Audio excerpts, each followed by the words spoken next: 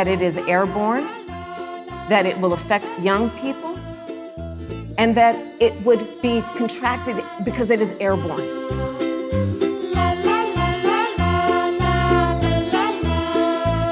If the Trump administration approves a vaccine, would you take it? If Donald Trump tells us that we should take it, I'm not taking it.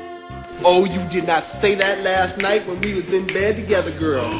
Have you had a conversation with Vice President Biden when it comes to the issue of presidential disability? So let me tell you, first of all, the day I got the call from Joe Biden, I thought about my mother.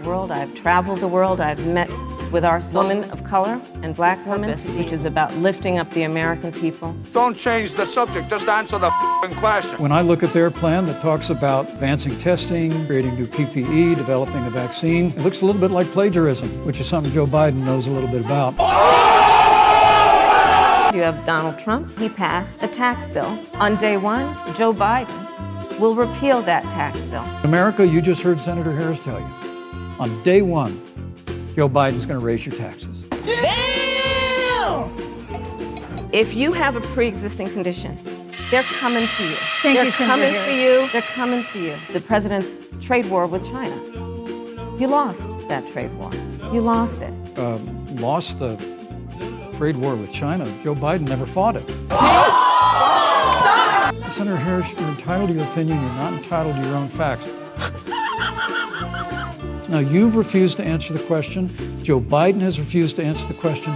So I think the American people would really like to know, are you and Joe Biden, if somehow you win this election, going to pack the Supreme Court to get your way? Yeah, let's talk about packing the court then. In 1864, one of the American people are voting right. Because I sit on the Senate Judiciary Committee, Susan, as you mentioned. People who are purely ideological, people who have been reviewed for lifetime appointments, not one is black. Answer my question! The question, jerk! This presumption that you hear consistently, that America is systemically racist, is a great insult. Trump 2020, baby. I think this is supposed to be a debate based on fact and truth. Donald Trump, when asked about it, said there were fine people on both sides. He has betrayed our friends and embraced dictators around the world.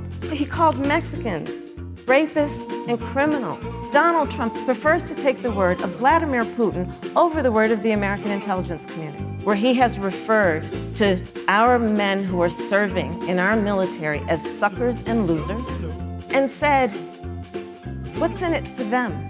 He openly attempted to suppress the vote. You're a liar. You're a liar! Mr. Vice President, I'm speaking. I have to I'm weigh speaking. Yes, Mr. Vice President, I'm please. speaking. I'm speaking. Okay. Mr. Vice President, I'm speaking. Well, wait. I'm speaking. If you don't mind letting me finish, we can then have a conversation, okay? He interrupted me, and I'd like to just finish. There was a time when our country believed in science. Yeah, I'm about to. I will not sit here and be lectured by the Vice President.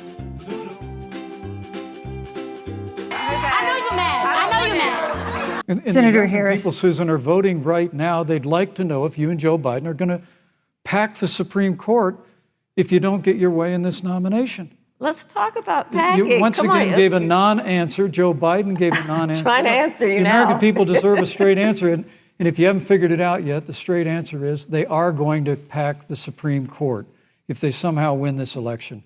Men and Mr. women, Vice President, I got to tell you, think people across this country, if you cherish our Supreme Court, if you cherish the separation of powers, you need to reject the Biden-Harris ticket. Come November the 3rd, re-elect President Donald Trump, and we'll stand by that separation of powers in a 9-seat Supreme Court. Yep. That's all, folks. We have so many people who can't see a fat man standing beside a thin one without coming to the conclusion the fat man got that way by taking advantage of the thin one. Mr. President, in talking about the continuing recession tonight, you have blamed mistakes of the past, and you blamed the Congress. Does any of the blame belong to you? Yes, because for many years I was a Democrat. But does any